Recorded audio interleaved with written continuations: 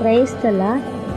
Good morning, Jesus Army Fellowship. Today, Word of God, மத்தேயு 19 அதிகாரம் 19 வசனம்.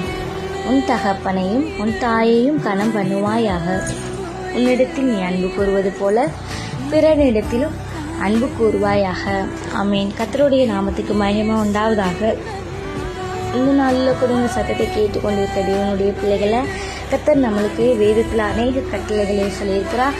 அதில் இது ஒன்று, உன் தகப்பனையும் உன் தாயையும் கனப்பண்ணு, நீ உன்னிடத்தில் அன்பு கூறுவதை பிறரிடத்திலும் அன்பு கூறு என்று இந்த கட்டளை இருக்கிறது. இந்த கட்டளைகளை யாரெல்லாம் நம்ம கைக்கொள்கிறோம்?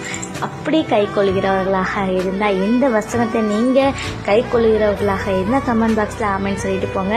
ஏன்னா நம்ம தகப்பனையும் தாயையும் கனம் பண்ண வேண்டும். நம்ம பேரண்ட்ஸாக ஃபஸ்ட்டு முதலாவதாக மதிக்க வேண்டும்.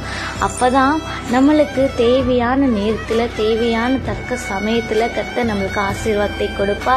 நம்ம கூப்பிடுகிற நாளிலும் கர்த்தர் நமக்கு செவி கொடுத்து நம்மளுக்கு உடைய தேவையில் தேவன் சந்திப்பா.